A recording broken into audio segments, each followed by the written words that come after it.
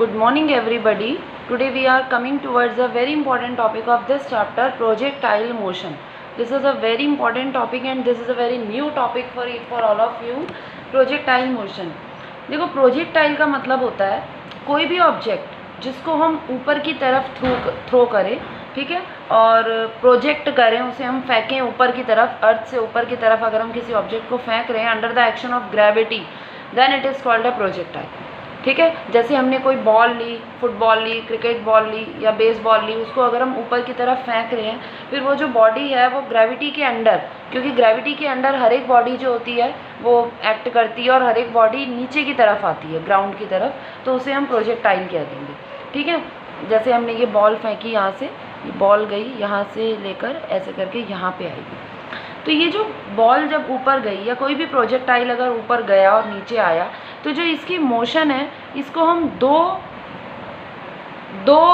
Motion का result मान सकते हैं, इसकी मोशन को हम. ठीक है, जैसे देखो आपको दिख रहा है ये बॉडी एक मैक्सिमम हाइट को अटेन करके फिर वापस आ गई है.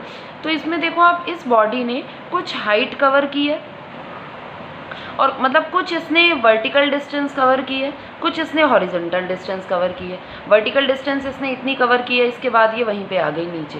हॉरिजॉन्टल डिस्टेंस इसने इतनी कवर की है, जैसे हम बॉल को यहाँ से फेंक रहे हैं और यहाँ पे आके वो नीचे आ रही है, तो ये उसकी हॉरिजॉन्टल डिस्टेंस कवर्ड हो गई और ये क्या हो गई, वर्टिकल डिस्टेंस.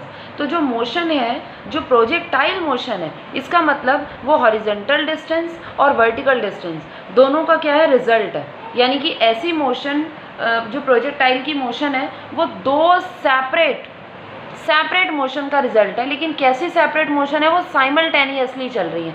साइमल्टेनियसली का मतलब होता है एक साथ, मतलब एक ही साथ उसकी वर्टिकल मोशन भी हो रही है और उसी मोमेंट पे उसकी हॉरिजॉन्टल मोशन भी हो रही है. तो दो अलग अलग मोशन का क्या होता है, रिजल्ट होता है. ठीक है, दो अलग अलग मोशन का रिजल्ट है प्रोजेक्टाइल मोशन.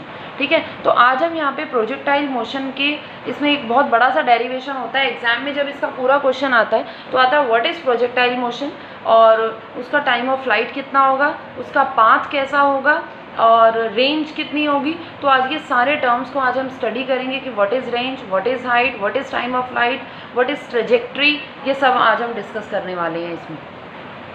ठीक है, तो सबसे पहले आप लिखोगे प्रोजेक्टाइल मोशन की डेफिनेशन. प्रोजेक्टाइल मोशन का मतलब हो गया an object that is in flight after being thrown और प्रोजेक्टेड इज़ कॉल्ड प्रोजेक्टाइल. वो तो हमारा हो गया प्रोजेक्टाइल. और लिखेंगे द प्रोजेक्टाइल मोशन. देखो आपको अपने आप इस वीडियो को अंडरस्टैंड करके और इसकी लैंग्वेज जो है वो खुद बनानी है. जो लैंग्वेज मैंने लिखी है वो ठीक है, और उसके अलावा अगर आपको जो डेफिनेशन लिखनी है वो आप खुद भी लिखोगे. The projectile motion is a result of two separate, दो सेपरेट मोशन है but simultaneously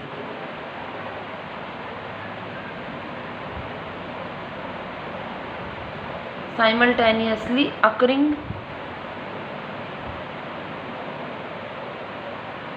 components of motion. ठीक है, ये है. अब इसमें हम इसको फाइंड आउट करेंगे. अब हम एक ऐसी प्रोजेक्टाइल मोशन पढ़ेंगे, जैसे एक बॉडी है, ये हमारा हॉरिजॉन्टल हो गया, ये वर्टिकल हो गया. यहाँ से मैंने इस बॉडी को कोई एंगल बनाते हुए थ्रो किया. आप जब भी किसी बॉल को फेंकोगे तो यहाँ से एक एंगल बनाते हुए आपने थ्रो किया. This is the angle, suppose the angle is theta. Suppose मैंने थीटा एंगल बनाते हुए इसे फेंक दिया. ठीक है, अब यहाँ पे क्या होगा, सपोज ये जो वर्टिकल डिस्टेंस, हॉरिजॉन्टल डिस्टेंस इस बॉडी ने कवर किया है x है, ये वाली हाइट यहाँ पे h है, और ये वर्टिकल डिस्टेंस जो कवर की है इसको हम y ले रहे हैं. हाइट को h ले रहे हैं, वर्टिकल डिस्टेंस को y ले रहे हैं. ठीक है, तो अगर देखो अब ध्यान से देखना, जैसे ये थीटा है, तो जो अगर ये एंगल थीटा है तो ये वाली जो वेलोसिटी है, वेलोसिटी ये होगी क्योंकि आपने यहाँ से फेंका है इसको. लेकिन वेलोसिटी के हम दो कंपोनेंट कर लेंगे. एक कंपोनेंट इस डायरेक्शन में होगा v cos थीटा. देखो आपको ये अच्छे से याद रखना पड़ेगा. Horizontal component is v cos theta. Horizontal का मतलब हो गया जो थीटा के साथ में एंगल होगा, जो थीटा के साथ वाला कंपोनेंट होगा that is v cos theta, और जो परपेंडिकुलर होगा that is v sin theta. ठीक है, अब ये v cos थीटा हो गया. सपोज इसको यहाँ से यहाँ तक जाने में t टाइम लग रहा है, तो टाइम इक्वल्स टू क्या हो जाए, तो हॉरिजॉन्टल डिस्टेंस, देखो डिस्टेंस कोई भी हो, डिस्टेंस का फॉर्मूला होता है वेलोसिटी इंटू टाइम। तो डिस्टेंस यहाँ पे अगर हम x ले रहे हैं तो वेलोसिटी कौन सी लेंगे हम, v cos थीटा। देखो बहुत ध्यान से समझना पड़ेगा आपको इसे। Distance equals to velocity into time, और डिस्टेंस जब आप x वाली ले रहे हो तो वेलोसिटी का कंपोनेंट भी v cos थीटा लेंगे इंटू टाइम। ठीक है, तो यहाँ से टाइम आ जाएगा x upon v cos theta, ये डिवाइड में चला जाएगा इसके। This is the value of time. अब हम निकालेंगे इसका पाथ, कैसा पाथ होगा इसका। ठीक है, देखो पाथ के लिए हम क्या करेंगे, आपने पढ़ा हुआ इक्वेशन ऑफ मोशन, जो सेकंड इक्वेशन ऑफ मोशन होती है वो क्या होती है, according to second equation of motion. Motion की 3 इक्वेशन पढ़ी हुई हैं हमने। सेकंड इक्वेशन ये होती है s equals to u t plus half g t square, लेकिन ये बॉडी क्योंकि ऊपर जा रही है इसलिए minus half g t square लगेगा यहाँ पे। आपको पता है कि जो ग्रेविटी होती है अगर ऊपर बॉडी जा रही है तो नेगेटिव आ जाएगा यहाँ पे g। ठीक है, तो s हो जाएगा हमारा y, क्योंकि वर्टिकल डिस्टेंस पहले हमने हॉरिजॉन्टल ली, अब हम वर्टिकल डिस्टेंस ले रहे हैं, और u इसमें आ जाएगा u साइन थीटा। वर्टिकल के लिए कौन सा कॉम्पोनेंट होगा, sine theta. u sine theta into t की वैल्यू हम ये वाली रख देंगे x upon u cos theta. Actually ये u है, u cos theta minus half g, t की वैल्यू यही रख देंगे।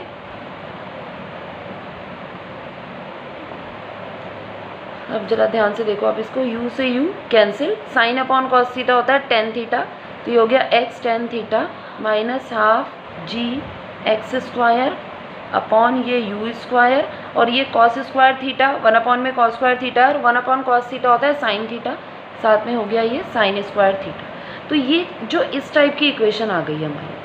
अब ये जो इक्वेशन है आप ध्यान से देखो, इस इक्वेशन में जो y की डिग्री है वो 1 है। डिग्री का मतलब होता है मैक्सिमम पावर, y की मैक्सिमम पावर 1 है, x की मैक्सिमम पावर 2 है। तो जो इस टाइप की इक्वेशन होती है जिसमें एक वेरिएबल, ध्यान से सुनना इसको आपने अभी पढ़ा नहीं है इस टाइप की इक्वेशंस को, जिस इक्वेशन में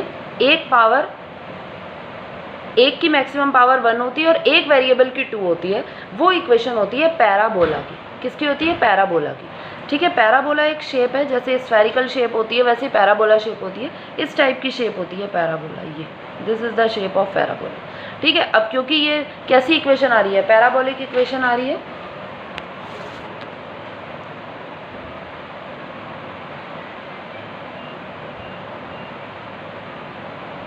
this is an equation of parabola. तो इसका मतलब जो प्रोजेक्टाइल का पाथ होगा वो पैराबोलिक होगा। So the path of A projectile is parabolic. कैसा पाथ होगा, पैराबोलिक होगा। और इस पाथ को हम ट्रेजेक्ट्री कहते हैं, ट्रेजेक्ट्री। अगर एग्जाम में आएगा व्हाट इज द ट्रेजेक्ट्री, तो आप क्या लिखोगे, पैराबोलिक। ठीक है, अब हम निकालेंगे time of flight. Time of flight निकालने के लिए हम क्या करेंगे,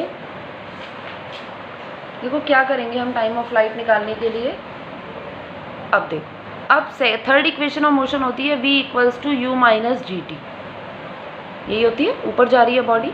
तो अब देखो जब बॉडी ऊपर जा रही है तो मैक्सिमम हाइट पर जाकर उसकी वेलोसिटी क्या हो जाती है, 0। ये हो जाएगा 0। और इनिशियल वेलोसिटी उसकी क्या होगी, जब ऊपर जा रही है तो आपको वर्टिकल कंपोनेंट लेना है। वर्टिकल कंपोनेंट कौन सा हमारा, u sine theta minus g t. तो ये जी टी इधर आ जाएगा, g t equals to u sine theta. तो t इक्वल्स टू हो जाएगा हमारा u sine theta upon g. ठीक है, अब इतना टाइम बॉडी को मैक्सिमम हाइट पे जाने में लग रहा है, लेकिन अब उस मैक्सिमम हाइट पे जाके उतना टाइम नीचे आने में भी लगेगा।